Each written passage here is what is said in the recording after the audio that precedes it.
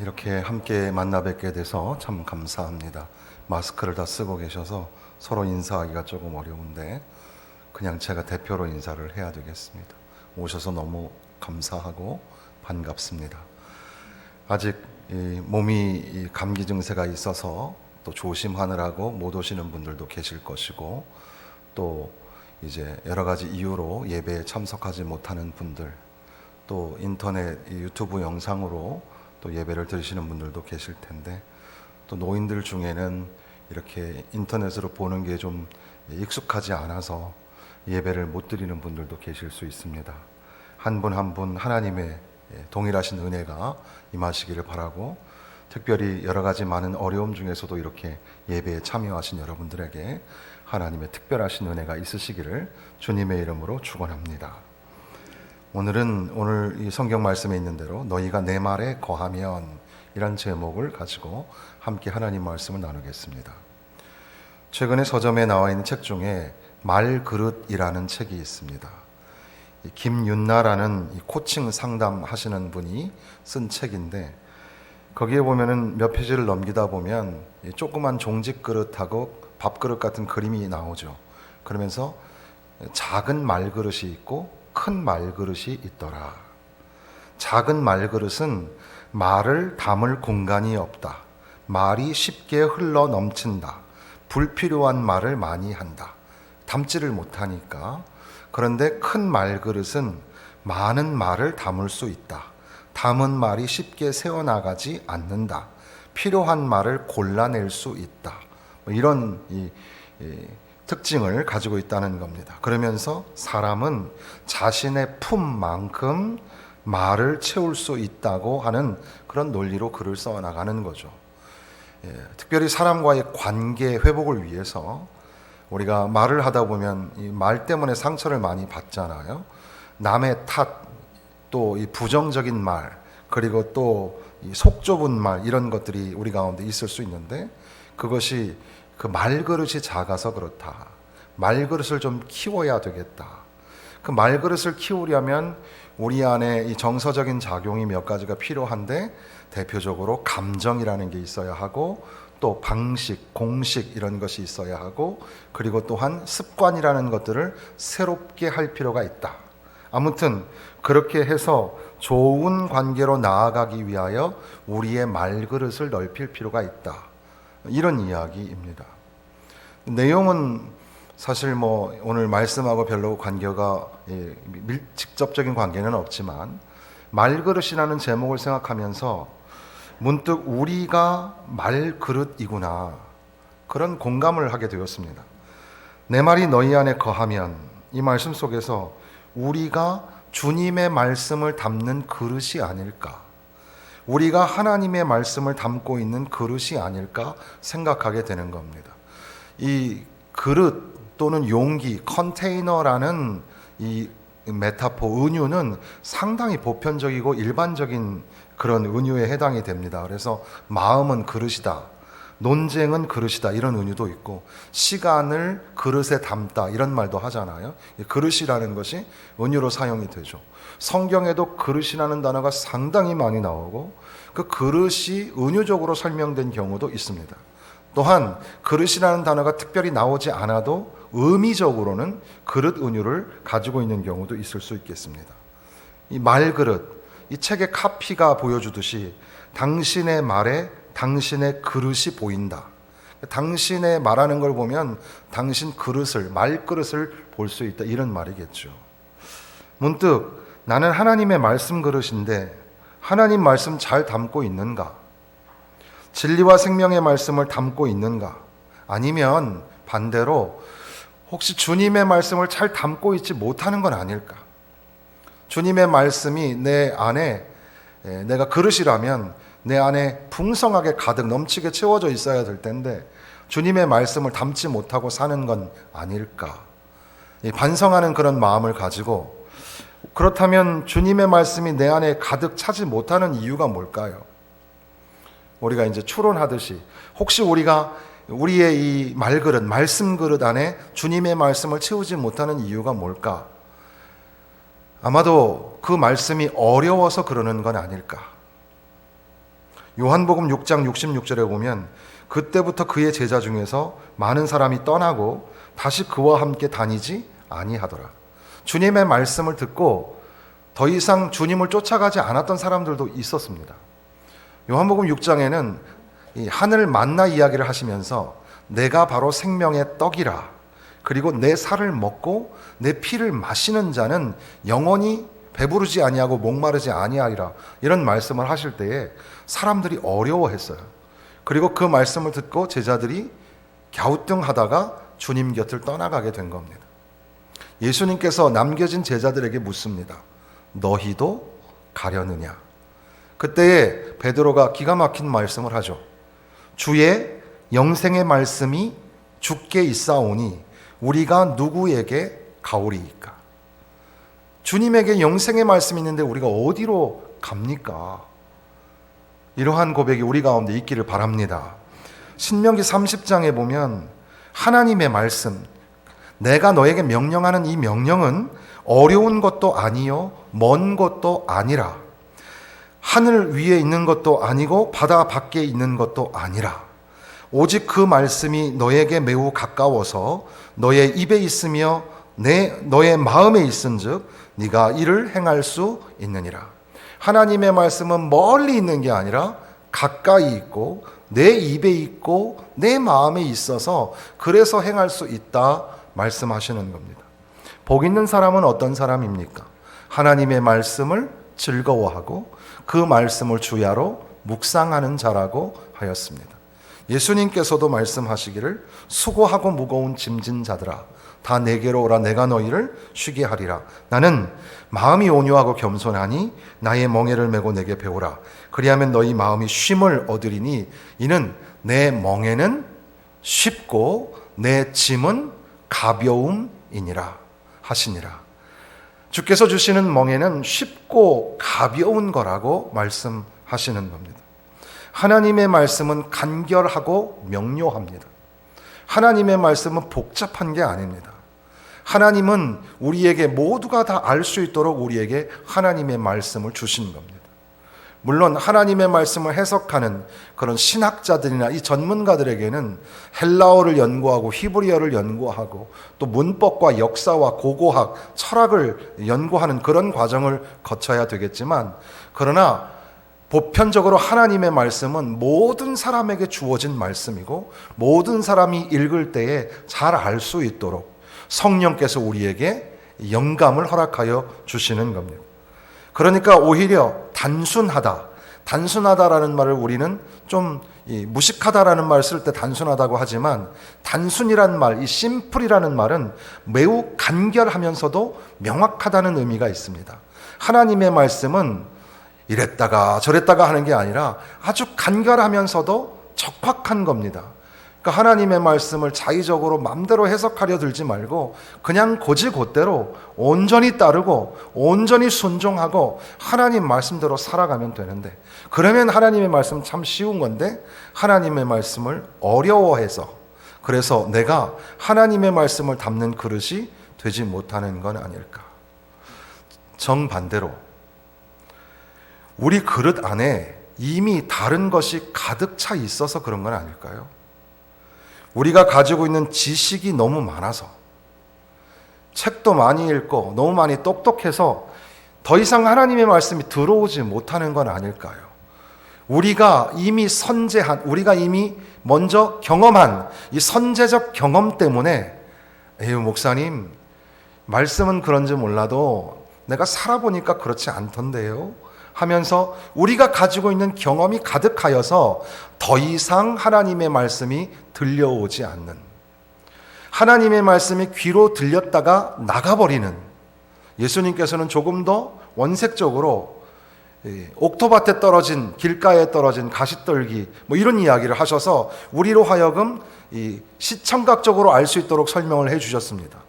하나님의 말씀이 왔다가 그냥 빼앗겨버리거나 그저 놓쳐버리는 경우가 우리에게 참 많이 있는데, 혹여 우리가 이미 가지고 있는 지식이 너무 많아서, 너무 똑똑해서 하나님 말씀을 못 받아들이거나, 또는 이미 우리 안에 가지고 있는 경험이 많아서 하나님 말씀 그냥 내가 취사 선택해서 좋은 건 받고 별로 소위 우리 전라도 말에 거시기 하거나 껄쩍지근한 건 안 받고 이런 식으로 우리가 선택하는 건 아닐까?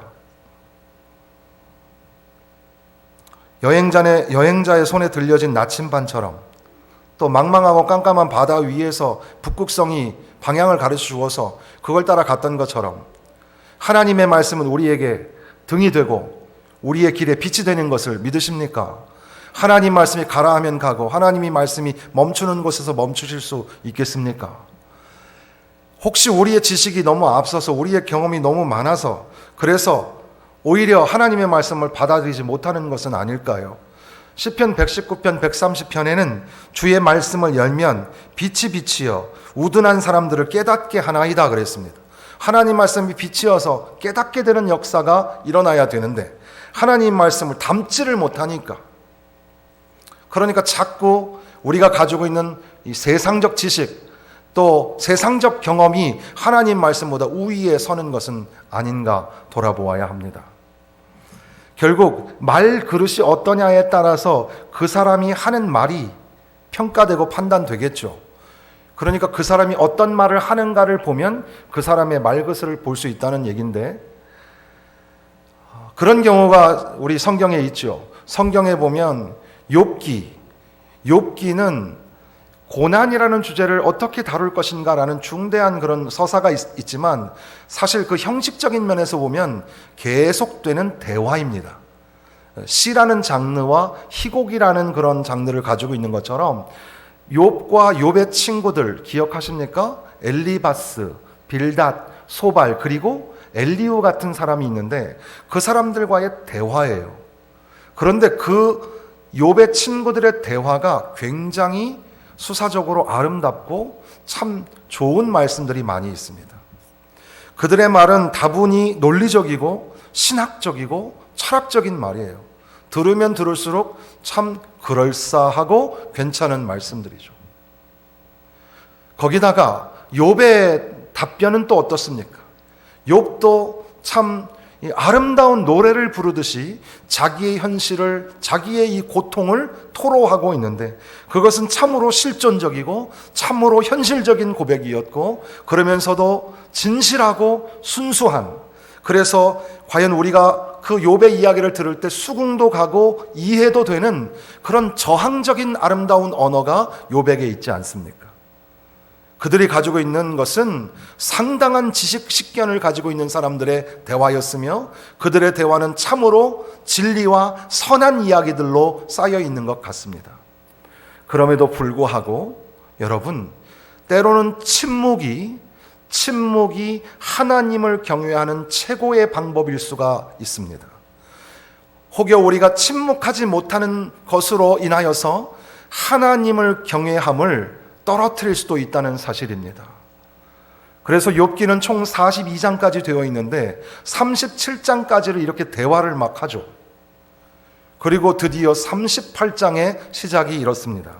그때의 여호와께서 폭풍우 가운데에서 욥에게 말씀하여 이르시되 무지한 말로 생각을 어둡게 하는 자가 누구냐? 너는 대장부처럼 허리를 묶고 내가 내게 묻는 것을 대답할지니라 하면서 드디어 그 수많은 식견자들의 대화가 끝나고 드디어 하나님께서 말씀하시는 겁니다. 아무리 우리의 지식이 뛰어나고 아무리 우리의 경험이 다양할지라도 하나님이 말씀하시면 그 앞에 잠잠해야 하는 겁니다. 사람의 말이 아니라, 목사의 말이 아니라 하나님의 말씀이 임할 때 그 하나님의 말씀 앞에 온 천하가 잠잠하고 그 말씀 앞에 엎드려져야 하는 거죠. 38장과 39장을 지나 40장에 가서야 비로소 욥은 말하기를 보소서 나는 비천하오니 무엇이라 주께 대답하리이까 손으로 내 입을 가릴 뿐이니이다. 내가 한 번 말하여 싸운즉 다시는 더 대답하지 아니하겠나이다. 이제 욥은 자기 손으로 입을 가리며 나는 아무 말도 할 수 없습니다. 그렇게 고백하는 겁니다. 우리의 지식, 우리의 경험 대단한 겁니다. 그러나 하나님 말씀 앞에서는 때로는 침묵해야 하는 거죠. 이제 오늘날 시대를 최첨단 정보 시대라고 하는데 제4의 물결, 그리고 이제 앞으로 태어나는 다음 세대의 사람들은 뇌가 세계라는 말을 합니다. 성경에 나온 이야기가 아니라 미래학자들이 그런 말을 한다는 거죠. 첫 번째는 어떤 뇌가 있냐면 이 바이올로지컬한 생물학적인 뇌가 있습니다. 우리 모두가 태어날 때 가지고 있는 뇌. 두 번째는 이제 인공적인 뇌가 있다는 거죠. 컴퓨터와 같은 그런 인공적인 뇌가 있고, 세 번째는 클라우드 뇌가 있어서 모든 정보를 집약적으로 종합해서 선택하고 결정할 수 있는 능력이, 그 엄청난 그 뇌의 기능을 하는 그 역할들이 더 방대해지고 더 강력해진다는 것을 의미합니다.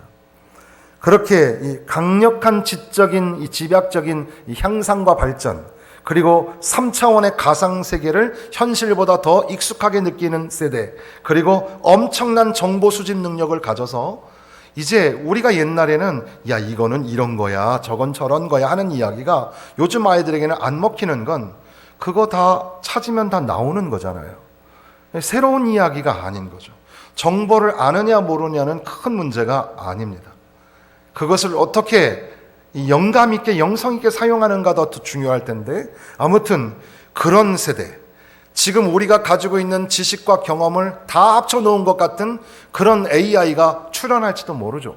그런 세대에 그럼에도 불구하고 창조자를 기억하고 여호와를 경외하며 그 말씀을 온전히 따르고 청종하고 행하는 그런 세상에 소망이 있고, 하나님의 말씀을 마음판에 새기고 삶의 자리에 과연 주님의 말씀을 풍성히 담아내는 그릇이 될 때 바로 거기에 하나님의 영광이 나타나게 되는 줄로 믿습니다. A.W. 토저 목사님은 그리스도인의 기준은 세상이 아니라 성경이다. 나는 성경에 대한 내 믿음을 흔들어 놓을 만한 사색에 빠진 적이 없다. 또 나는 성경에 대한 내 확신을 뒤엎을 만한 교육을 받은 적도 없다. 어떤 사람들은 성경을 걱정스러운 눈빛으로 쳐다보지만 나는 성경을 생각하면 즐겁고 감사하다. 예전에 어른들은 성경을 가슴에 품고 예배당에 달려나왔습니다. 부모님이 예수님을 믿지 못하게 하면서 가장 많이 협박했던 것이 성경책을 찢어버리는 거였습니다. 그럼에도 불구하고 다시 그 성경책을 붙여가면서 하나님 앞에 예배하는 것을 빼앗기지 않으려고 했습니다. 우리는 이제 자발적 거리두기를 하면서 이 빛이 성경을 들고 다니는 것도 불편해하는 우리들에게 빛이 되어 있는 성경도 이제는 만지지 못하는 상황까지 왔습니다. 마스크를 쓰고, 저도 마스크를 쓰고 올라왔는데 거기에 담긴 은유가 뭘까요? 목사님의 입을 막아버리는 거죠. 그게 참 이 세상의 이 슬픈, 웃지도 못할 이런 상황입니다. 그런데 우리 믿음의 선배들이 가졌던 이 성경에 대한, 하나님의 말씀에 대한 그 애정을 우리가 빼앗기고 놓친 것은 아닐까. 하나님의 말씀을 주야로 묵상하며 하나님 말씀을 즐거워하고 기뻐했던 그 믿음의 선배들의 모습이 다 사라지고 우리는 하나님의 말씀을 우리의 지식과 우리의 경험 밑으로 내려놓는 것은 아닌지. 내 말이 너희 안에 거하면 내 제자가 되리라. 여기 거하다라는 말은 이 그릇, 제가 의도적으로 그릇 은유를 사용했지만 그릇이라는 말은 또 한편 집이라는 말과 관련이 있죠. 그래서 주님이 우리 집에 찾아오신 것처럼, 또는 주님의 말씀이 내 마음의 집에 거하시는 것처럼 거하다라는 말을 합니다. 주님이 내 안에 거하신다. 주님의 말씀이 내 안에 사신다. 주님의 말씀이 내 안에 풍성하게 담겨진다. 이것이 무슨 뜻일까? 요한복음의 맥락 속에서 가장 대표적으로 두드러지게 나타나는 것은 믿음이라고 할 수 있습니다. 예수님께서는 계속해서 믿음 이야기를 하고 요한은 이 믿음이라는 단어를 상당히 많이 강조하고 있습니다. 지금 우리가 읽은 이 본문에도 믿는 유대인들을 향하여 라는 말이 앞에 나와 있죠. 믿음이 중요하다라는 겁니다. 요한복음 6장 35절 하반절에 보면 나를 믿는 자는 영원히 목마르지 아니하리라. 요한복음 10장 25절에서 27절에 보면 예수께서 대답하시되 내가 너희에게 말하였을 때 믿지 아니하는도다. 내가 내 아버지의 이름으로 행하는 일들이 나를 증거하는 것이거늘 너희가 내 양이 아니므로 믿지 아니하는도다. 내 양은 내 음성을 들으며 나는 그들을 알며 그들은 나를 따르느니라. 길이요 진리요 생명이요 부활이 되시는 예수 그리스도를 믿는 것, 바로 그것이 내 말이 너희 안에 거하는 거라고 할 수 있습니다. 나아가서 주님께서는 항상 내 안에 거하다, 너희 안에 내 말이 거하고 너희가 내 안에 거하다라는 말을 하실 때마다 사랑이라는 단어를 강조하셨습니다. 내가 곧 길이요 진리요 생명이니 나로 말미암전거는 아버지께로 올 자가 없느니라 라고 요한복음 14장 6절에 말씀하신 주님께서 바로 14장 15절에 너희가 나를 사랑하면 내 계명을 지키리라. 20절에 가서는 그날에는 내가 아버지 안에 너희가 내 안에 내가 너희 안에 있는 것을 너희가 알리라. 나는 포도나무요, 요한복음 15장이죠. 너희는 가지니 그가 내 안에 내가 그 안에 거하면 사람이 열매를 많이 맺나니 나를 떠나서는 너희가 아무것도 할 수 없음이라. 여기 우리가 읽은 본문의 말씀에는 31절 끝에 내 제자가 되고, 주님의 제자가 된다는 것은 주님의 말씀을 내 안에 우리 안에 채우는 것을 의미합니다.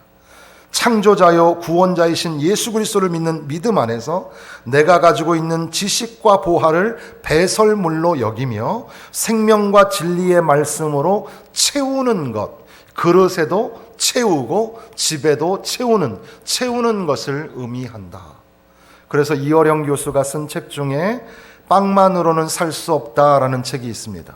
그 책에 보면 우리의 몸집이 집으로, 그 집이 점점 넓어져 영원의 집이 되고 그것이 성전 성막이 되어 가려면 우리 몸집 하나를 하나님의 말씀으로 먼저 채우는 것이 중요합니다. 이렇게만 된다면 돼지집이라도 영원의 집, 하나님의 집이 됩니다. 그러면서 시를 쓰셨는데 내가 살 집을 짓게 하소서, 다만 당신을 맞이할 때 부끄럽지 않은 정갈한 집 한 채를 짓게 하소서. 그리고 또 오래오래 당신이 머무실 수 있도록 작지만 흔들리지 않는 집을 짓게 하소서. 기울지도 쓰러지지도 않는 집을, 지진이 나도 흔들리지 않는 집을, 내 영혼의 집을 짓게 하소서.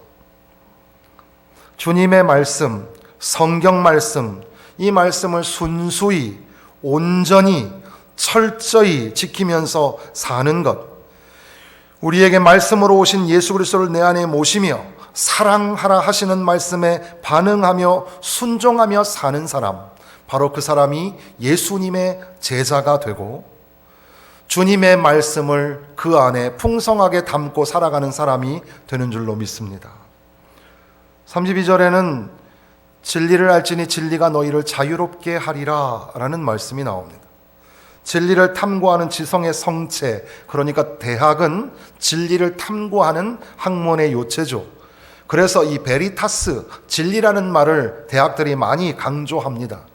그런데 세상에서 진리를 추구하고 탐구하지만 이 레테이아라는 또는 이 아르케라고 하는 본질이냐 진리냐 하는 것들을 탐구하고 연구하지만 정작 세상에서는 찾아낼 수가 없고, 바로 주께서 친히 말씀으로 육신이 되어 이 땅에 오신 예수께서 친히 내가 곧 길이요 진리요 생명이니 라고 말씀하셨는데, 바로 예수 그리스도가 참된 진리인 것으로 믿고 내 안에 모시고 살 때 비로소 그 안에서 참된 자유를 누리게 된다고 말씀하시는 겁니다.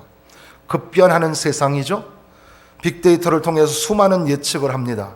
그래서 앞으로 5년, 앞으로 10년, 20년 동안 경제적으로 어떤 위기가 닥칠 것이며, 정치적으로는 어떤 일이 벌어질 것이고, 통일은 어떻게 될 것이며, 그리고 이제 우리에게 피부적으로 이 경제 문제가 상당히 심각하고, 이제 이런 것들이 우리가 여러 가지 엄청난 그런 데이터를 통해서 예측을 해보죠.